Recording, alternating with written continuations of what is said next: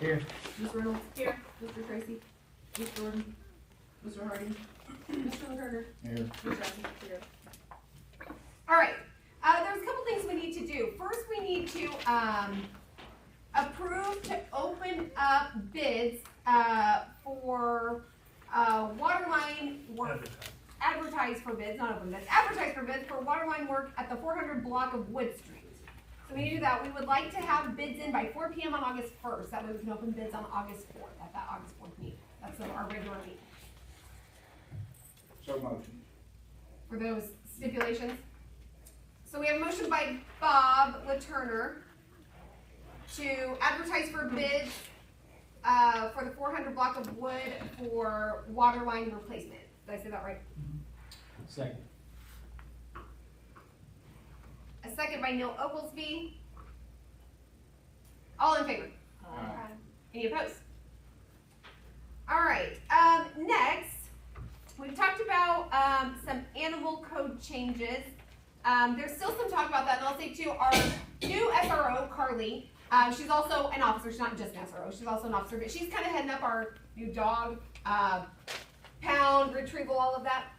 She's done really well, and she and Robert are working on ways to better that situation. They have all kinds of ideas that they're talking with Chief about that they would like to bring about, modifications, all these things. So instead of having to do all of these, let's vote on it and then change and then vote and then Candace have to change. We would like to send all of the animal stuff back to the committee, which is the police committee, so they can get with Carly and Robert after they got with Chief, and they can get everything lined out that they want to present on proposals for modifications. So if everybody's okay with that, and if anybody's here on that, that committee meeting will be advertised, it will be public. So go to that meeting if you've got something on there. So nothing new is being changed right now. Again, that will be anything as far as animals. One of the proposals was chickens and roosters and that type of deal. I think the things Carly and Robert are working on are dog related fees, things like that. So if you've got something on that, attend that meeting and speak to the committee members on that. So if we could have a motion that animal ordinance stuff goes back to committee. So motion. We have a motion by Jamie Jackson. Second. A second by Chassie Reynolds. All in favor? Aye. Any opposed? All right. Jeffrey Smith. Okay. Okay. Christy LaTurner, I know you said you gotta get out of here. Yeah. Go ahead. So, I had previously asked you guys if you knew how much, cause like Joplin has an idea of how much their daily influxes of numbers, and they kind of took a look at it around the Joplin tornado. And God love them, Texas, just kind of went through a natural disaster, where knowing their daily influx number is really, really important. And, so I have been working a lot more with Topeka lately, which I'm on and have been for years on some of the state boards with Topeka. I'm sure that doesn't surprise any of you. I have lots of meetings this week with Topeka, and I have some appointments with Missouri this next week. So me having these numbers, I'm gonna love it, love it, love it. So the first number I'm gonna start with is Kansas City, because I want you to know where we compare to Kansas City, because it's kind of a shock. Cars going north up to Kansas City, and this is in one direction, they take an average. So this is one direction going in and then kind of coming out is relatively about the same number. 11,400 goes into the bottom of Kansas City, okay? Keep that in mind, 11,400. So then you take a look at Route 66 coming into Galena out of Joplin. Our number is 10,700. That is fantastic. I loved rubbing that into Topeka.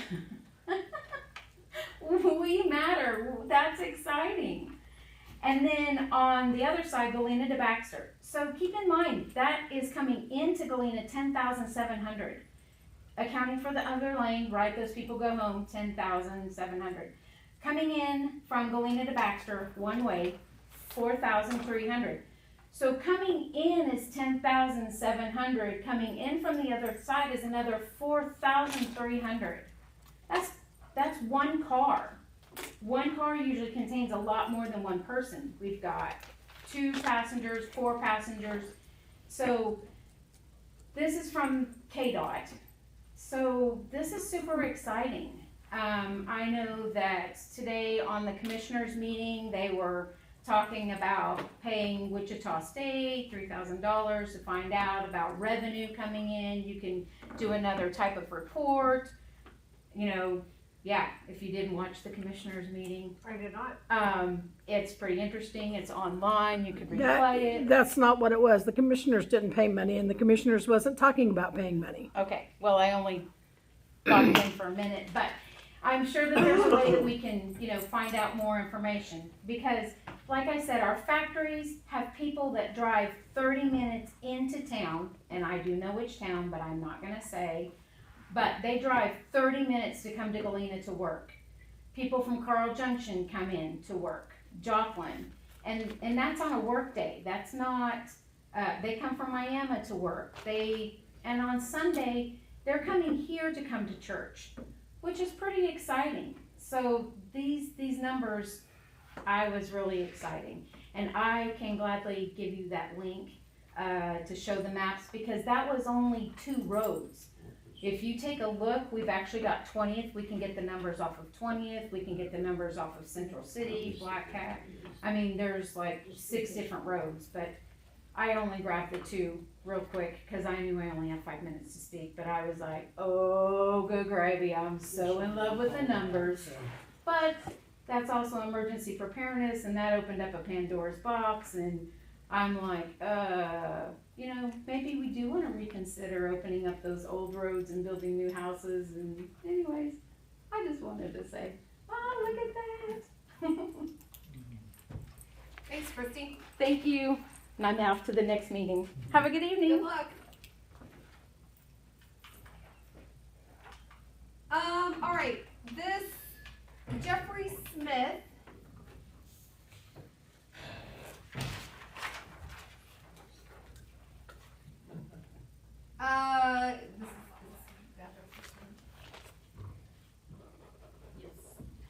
All right, so he's requesting $150 in mowing assessments be removed from the property at 819 Galena. Or I'm sorry, 1819 Galena, you're right, I just couldn't read. 1819 Galena, $150, and it's for mowing assessments. Did you buy it actually? What's he gonna do with it? Do you know? She does not know. We could request that he relate to us what his He's taken plans care are. of it since he bought it from the tax bill. We haven't had to mow it again. He's got all the info I can give you. So we can, I guess my only issue with them is, if we got somebody that's gonna approve something or something, yeah, I guess we have been working towards allowing that, but then on the other hand, what's the point of putting a mowing assessment if we're just gonna try and give it away? so would you like to know what his, Well, I mean, we Plans need to know for the improvement? intention with it, but do what? I'd like to know the intentions, but just, I'll stand the same thing whenever we had Jeremiah wanted to sell his land and wanted us to take it off. Is that the right name? Maybe. There was one that came a couple weeks ago that you guys did approve the remove the assessment of, and he didn't have a plan either. No, I said the same thing. So what would you like to do? Remove it, not remove it, request for, I see what he's gonna do with it. request for his plans? Can you contact him? Okay. All right. Josh Davis.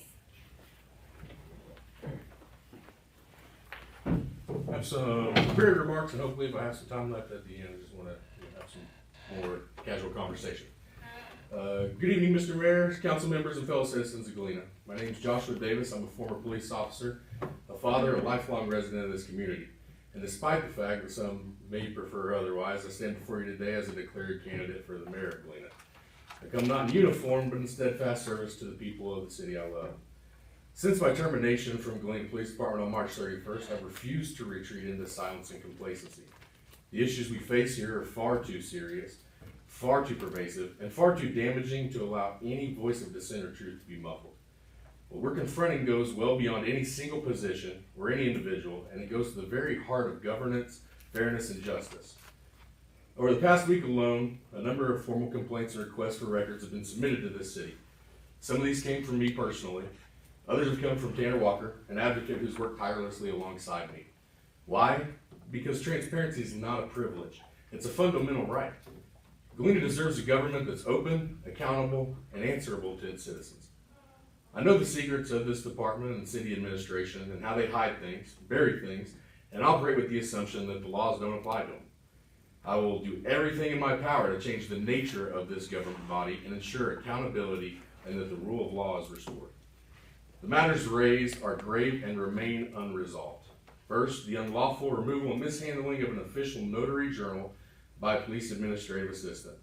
This was not merely an administrative misstep. It is a violation of Kansas notarial law, an offense that undermines the integrity of our public records and the trust that we place in those who manage them. Yet this breach has been met with silence and inaction. Second, the case of Officer Corbin Cofer. Despite serious questions regarding his conduct, his background, and his professionalism, he was permitted to quietly resign rather than face terminate degradation. This decision sends a dangerous message that accountability is negotiable and that some are above reproach. Third, a formal complaint has been filed concerning a clear violation of the Kansas Open Meetings Act regarding the meeting with Michelle from Jordan Disposal. The City Council approved the minutes from an executive session during which the City Attorney, Candace Gayoso, was not present.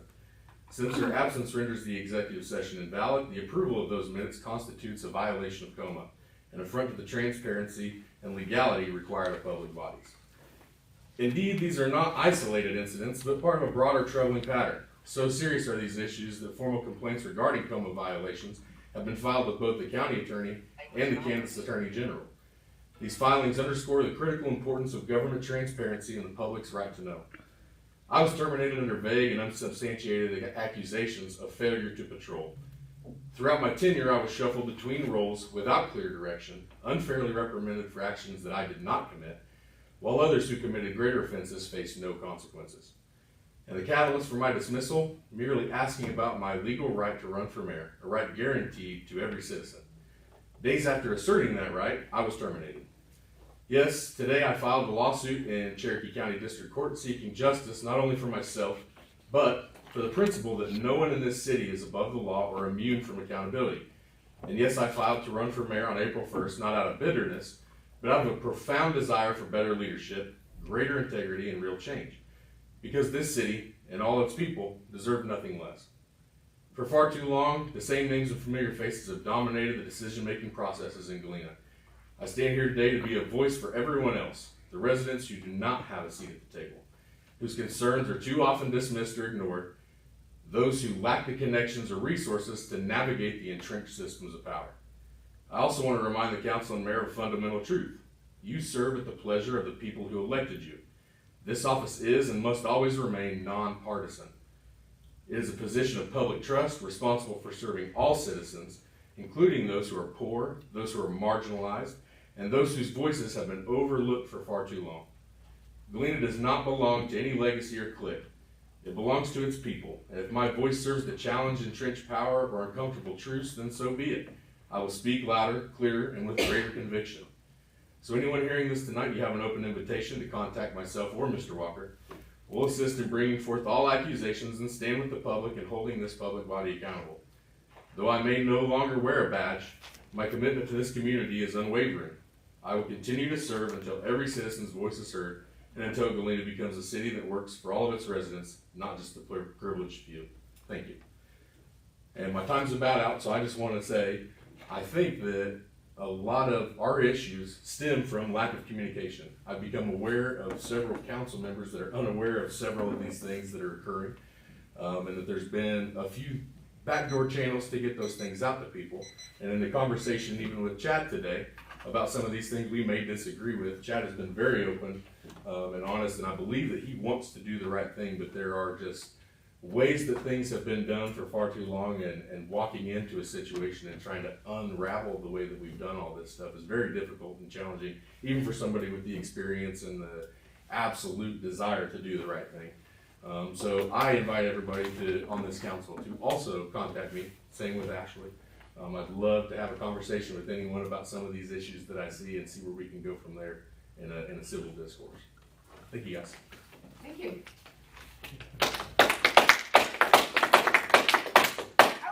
To make one statement. Chad, since he brought you up, since there were some assumptions that it's hard for you to come in and do anything, have I ever instructed you to do or not do anything that is unlawful, unethical, anything of that nature? Not at all. I've been doing this job for 30 years, and I've worked in law enforcement, and I'm talking Joplin. I've worked the tornado. She mentioned the tornado earlier. I have a lot of experience, and I've worked for a lot of different bosses in my 30 years, but I will say that the mayor's integrity and her reputation is who she is. Like, she believes she's doing the right thing, and she's never, when I came here, she said, it's your department. I want you to hire, fire as you see fit, and she has never once gave me any advice on who needs to go, who needs to stay. It is 100% been any of the personnel issues have been my decisions. So, and I'm basing my decisions when I make those decisions off 30 years of doing this job, and that's what I think is right. And it's an honor to work for somebody like our mayor here that cares about the city and cares about the citizens. And there's always, I always tell people, like in law enforcement or in this job, public forum like this, there's 98% of the public are going to be behind you and support you. 2%, no matter what you do or not.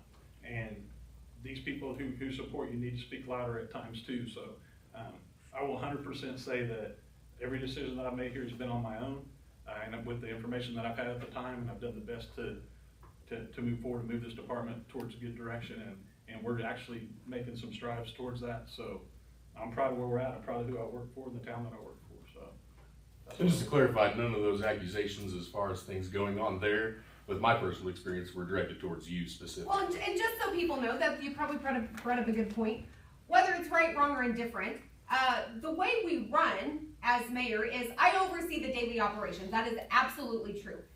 Each department head, they have complete autonomy. So if anybody's worked for any of them or called them or anything, you probably know that. They have complete autonomy on who they hire, who they fire, even the pay scale. The council sets the pay scale. The department heads decide what in between, what raises they get, or anything else, because they're basically in charge of their own budget once it's set. They're the ones that request what equipment they need. I mean, I couldn't tell you the first thing on what kind of fire truck they need or a police car. Although, I know I was married to a sheriff and now disgraced sheriff for 10 years. I probably learned more about law enforcement from my 20 years of watching Law and Order than I did from being married to a sheriff. So I still couldn't tell Chad anything about law enforcement, and Lord knows I'm not helping Josh with anything. He didn't need my help. I didn't even know what water line, anything like that. I just try and do the best I can to support them. That's what it's about. And that's not putting any pressure on them. I think that's how a department should run it. A leader, if you have to micromanage people, that's not the right kind of leader to have. And you've got the wrong people in place if you have to micromanage the people. We don't have the right people in place if you've got to always have your thumb on them. Now, people make mistakes. I make mistakes every single day. I go to bed at night thinking, man, Lord, what did I do today? Why did my kid do this? Why did, replaying conversations I had every day. Like, did I do the right thing? And I tell people all the time, because I'll tell you, you guys may think everybody up here is a fool, and sometimes I think we're a fool for doing this. I honestly do. My brother-in-law told me today, you are a fool for trying to be the mayor of that city again. But I'll tell you, I've had to have conversations with council members who don't want to deal with things, because we do it for free. Most people don't want to do it for pay, so why do you want to do it for free? But I always tell people, and I was reminded by somebody last week of my own words, if you can go to bed at night and be able to sleep soundly, or at least kind of soundly, with yourself, with the decisions you made for the day, think you're doing something right. She's plagiarizing. Yes, Mr. Cantrell. So, you know, if you can do it, you're doing something okay. It may not be always the best thing or the right thing, but it's doing something okay. And like Josh said, we may be on different spectrums, but that doesn't mean everybody's right or wrong. You know, it just means that we're different. And I love Galena. Josh obviously loves Galena. That doesn't mean either of us are right or wrong. You've just got people to support or not support. So, you know, I've said this to Mr. Cantrell, I've said this to everybody, there's always ways to improve. Nobody's ever up here. I preach that to kids I coach, so I would be a hypocrite if I don't think the same thing. You know, you're never up here. And the higher you, what's the saying, the higher you are, the harder the fall is, or something like that. Trust me, I had some of that in my own life. It's hard when things happen to you yourself. So just know when words integrity are thrown out, dignity, things like that, you know, integrity, dignity, one of the biggest words, laziness. People can call me a lot of things. You know what? I am not lazy. I'll go be anybody, maybe not anybody, but I'd be a lot of people. I can probably maybe not run faster, but I can run longer. My endurance is gonna outdo you. But those things I take really serious. So a lot of people can say a lot of things about me, and I'm not gonna lose sleep over it. But things like that, liar, laziness, integrity, dignity, those are all things I'll fight and I'll stand up for. Sure Josh would, I'm sure Aaron Perry would, just like I'm sure Michelle would. I mean, anybody with any type of soul and moral and ethics would do the same thing if you feel like you're doing right. So as long as we got all that out in the open, I think we can all move forward with whatever direction that might be. You know, some are left and some are right, and that's okay too. Okay? All right, thank you, Josh. Thank you for that. All right, I'm gonna see where we're at. Sorry. Jeremy Burris. It was over this right here, said you want to move it over to the other committee. Is that the animal stuff? Yeah. Yeah. So if you Well, want to there's, go I to mean, that it's, committee, there's also, there's something in here that I see that is wrong, and I wanted to address it, but I'll address it to the committee To the committee, instead of over okay. here. so as soon as Tracy contacts them and they get a date set, it'll be public and you can attend that meeting. It'll be an open meeting. Okay, thank you. Thank you. Okay, so we should have had an update from Rick Tracy on the farmer's market. Everybody remember that, how it was kind of being ran and stuff? Now he's resigned, so would anybody like to volunteer to take that up on now? Get in contact with, Who is it? Karsten is the last name? Melissa Karsten, maybe? Is the last- I have it, I think in my email. I can't do I'll that. talk to her. You wanna do that? There Okay. were no eggs at the farmer's market that way, which I thought was odd. Well, you're on it, Jamie. Okay, so can you go? Okay, so Tracy will give you that contact, Jamie, if you want, if maybe by next meeting you could have an update for us, okay. Everybody okay with that? Okay. Department heads, Josh? Nothing? Fire department? A couple things, just run calls, we're at 246, was right about where we were at last year at this time. And then, Blue Valley, who handles our storm sirens, came down, early last week to do their annual maintenance. And the siren at 12th and Yale is out. It's the oldest siren of the 7 that we have. Don't know yet. He's gonna try to find out if that was hit by lightning or if there's some type of damage to it. But I went ahead and had him give me a bid to replace, to match the ones that we currently have in the city that we started replacing years ago. $34,784 is a bid to do that, and that would include a new pole and all the wiring and antennas for it. But still gonna try to find out if there was some damage done by a storm, to see if maybe we can run it through insurance if that is the case. So, but at least we have a bid on that. But, that siren is down right now. So the plan would be right now is if we have to sound our siren, we would get with the chief and our personnel. We would take units up there to run through there as well. So, that's all I got. Police department? So from June 16th to July 16th on calls for service, we had 151 calls. We actually had quite a few traffic stops too. We did 36 reports, 19 traffic stops, made 8 arrests, drug case and a DUI, and we had 34 animal control / code enforcement. enforcement calls for service. Today, you might have heard some lights and siren. We had a stolen vehicle that was pinging at the pawn shop, and so our officers, one of our corporals got on scene, and the guy was exiting the pawn shop, going out to get in the stolen vehicle. We tried to do a felony stop on the suspect, and he ended up running up on the curb and heading towards Joplin like they always do. We continued the pursuit until we were able to make identification on who the driver was. We terminated it, and then Joplin and Whip City and Jasper County located it, got in another chase with it, and we were able to get him spiked for him and got him taken into custody at the Lowe's parking lot in Joplin. So without anybody else getting hurt, he did do quite a bit of damage to, just happened to be one of my friends' vehicles, so she was not very happy that the shape of her car was in, but we got it back. I think they cleared they had 2 burglaries last night, so basically he stole the car last night it was getting some work done on it, and we kind of did that, and we were told that he stole actually 2 vehicles, and so we think one of them somewhere in Cherokee County, but we haven't found it yet. It didn't have a tracking device on it, but everything was good on our end. Got our guys were able to get out there and finally get him taken off the street. He had multiple felony warrants for his arrest, so, plus all the stolen stuff, so. But, been a busy couple of weeks. Yeah, sounds like it. Anything else?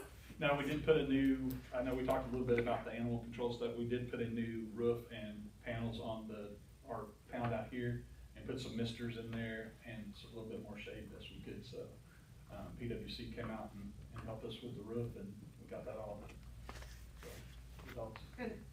Got some really good shade now, and some misters. So. Good time for the heat. That's right. Tracy. So you guys asked for striping and sealing bids for Main Street and City Hall parking lot. I reached out to 3 companies. One made an appointment to come look at everything, did not show. Another one never responded, and Springfield Striping and Sealing, who has done it in the past, did submit 2 bids. I don't know if you want me to keep searching for bids, or you guys want to entertain these.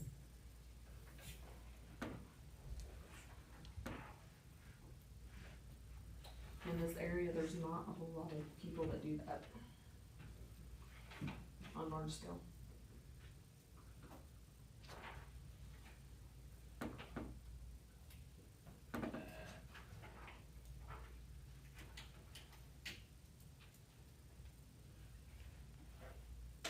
What would you guys like to do? Is there anything wrong with putting it off for another 2 weeks, just to make sure we haven't missed anybody that might be interested in it? I mean, I don't think so. We said easy. No, you can, but the bids have been publicized and compared to. Hopefully they can make it, did you say them now or anything? Well, we could ask Brenda to begin. I think they did it the last time we had it done.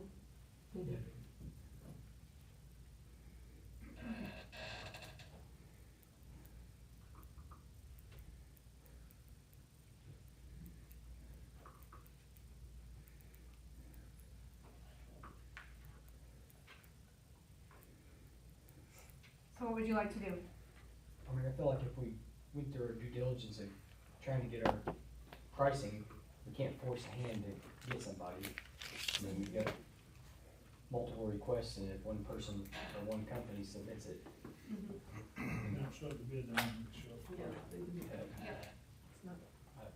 Springfield did it last time. I have absolutely no problem with Springfield doing it again, especially since we've tried to get other people to look at it. So, that's my 2 cents anyway. So would you like me to read you what they have? Yeah, I personally don't mind it, so. Okay. The rest of the council has input on that, so. Yeah.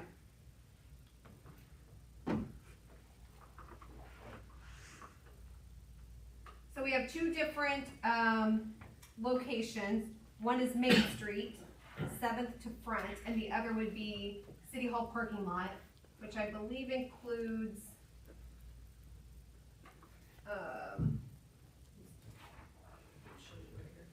Front and back of City Hall. front and back of City Hall. So parking out here in front of the fire station, next to the train, and all the back.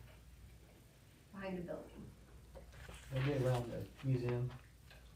Not our property. Yeah, so only like in between the train and museum, Gotcha. that's included. But not, yeah, not in front of the museum or the other side. Besides gravel, isn't it?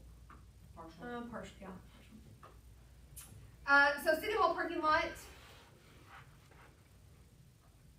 It includes the asphalt pavement sealer, the crack sealing, and the striping.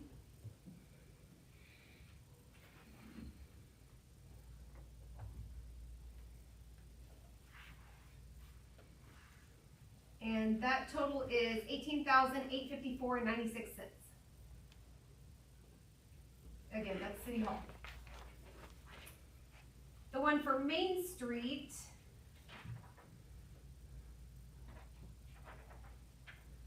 Just all of Main Street, right? So from 7th to Front Street. Again, asphalt pavement sealer, crack sealing, and striping, $30,133.90. When was the last time this was done? 2020.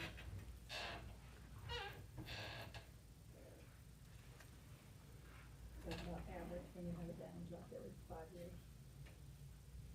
So it's important to keep it from deteriorating like it had before, because they had to go in and mill it all off.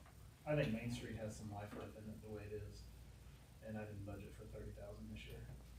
It was around 18 last year, or last time we did it, so that stuff's gone up. I mean, everything's gone up, but I don't think we'll do Main Street at this time.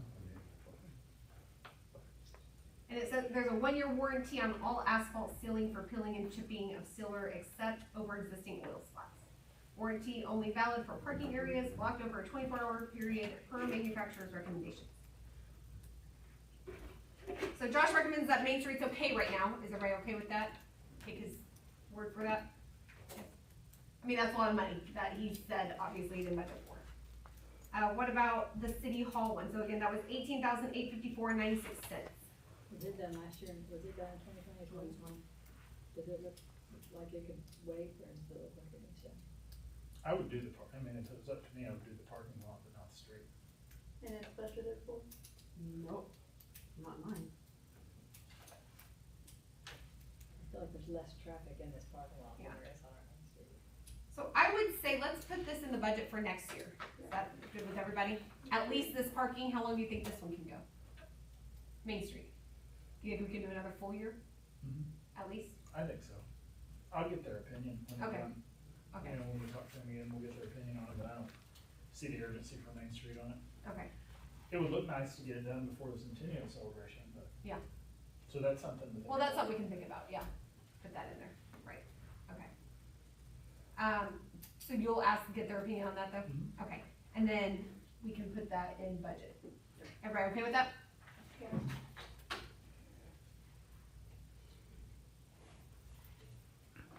That's all I got. Is that it? Okay. Candace, I'm sorry, anything else? No. Okay.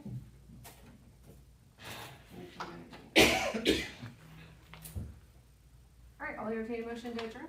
Motion to adjourn. There's a motion by Neil Oglesby to adjourn, Second. second by Bob Turner, all in favor. Aye. Any opposed?